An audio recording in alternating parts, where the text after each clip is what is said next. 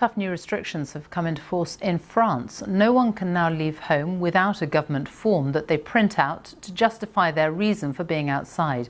For the next 2 weeks, people are only allowed out to go to work, to buy essential food or medical supplies, for a family emergency, or to exercise or walk a dog, but they must be on their own, and they face a fine if these conditions are not met. Our Paris correspondent Lucy Williamson reports. Before the quarantine, the fever. As France inched towards lockdown, supermarkets became barometers of the nation's fear. The government had complained that people were ignoring the threat of coronavirus, but attitudes here are changing. I'm scared. I've got 3 kids. I'm here to buy the basics. I'm afraid for myself and for my children. Last night, President Macron announced a general confinement of France's population from midday today. Dès demain, midi, et pour 15 jours au moins. For at least the next 15 days, our movements will be seriously reduced.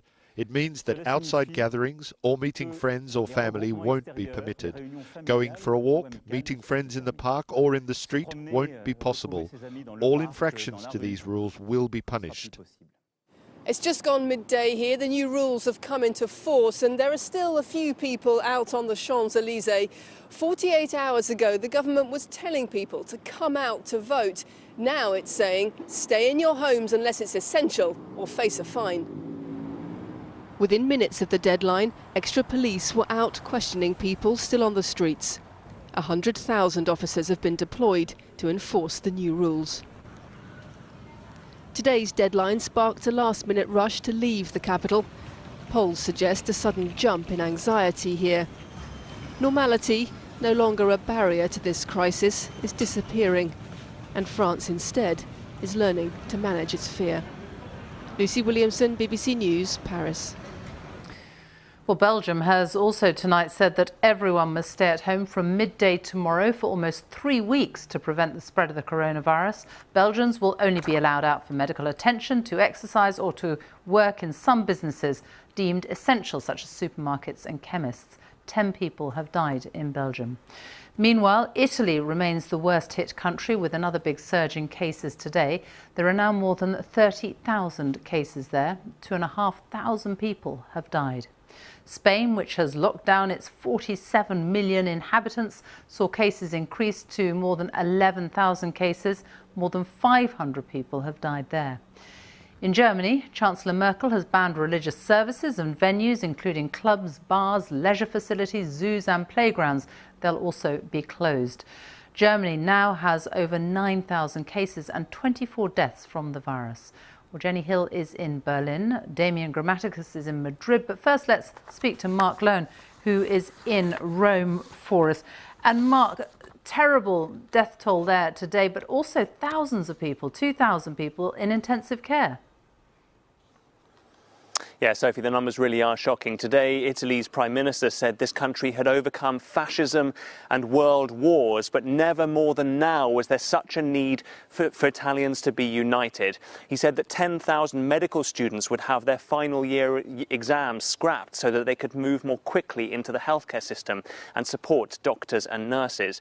Cases here are still soaring, but the rate of increase is the smallest now since the outbreak began. So possibly the containment measures are beginning to work. And if so, that could put pressure on other countries to copy Italy's approach more closely. Now, talking of those measures, from today, this is the updated form that we have to fill in for all movement around the country to certify that we are not in quarantine because of the virus, or if that we've tested that we are negative. That, in addition, of course, to the blanket closure of virtually all venues across the country. A week ago, Sophie, Italy was taking the most extreme approach in Europe, but now just look at how one by one so many other countries are following suit. And Damian Grammaticus in Madrid, also an extreme approach there. Spaniards locked down.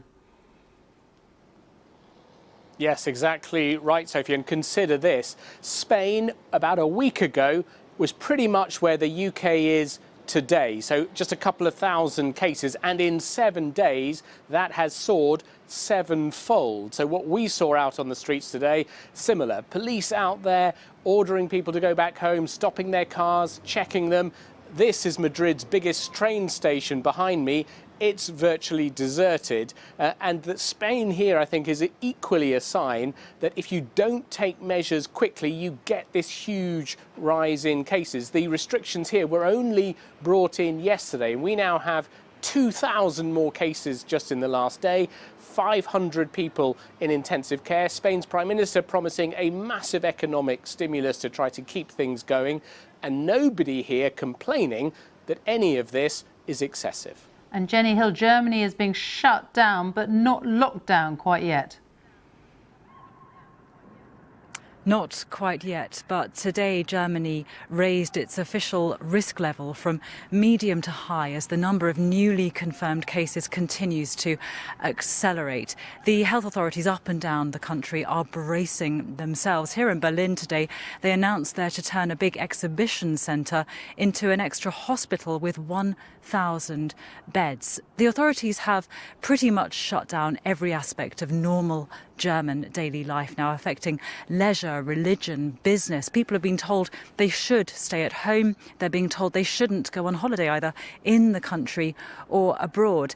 The government is hoping that it can avoid following Spain, France and Italy into imposing a complete lockdown. They hope the current measures will be enough. But, you know, people here are looking at what's happening in those countries. They're looking at the daily rise in cases here, and they're starting to fear that actually for Germany, it really is just a question of time. Jenny Hill, Damien Grammaticus and Mark Lone, thank you all.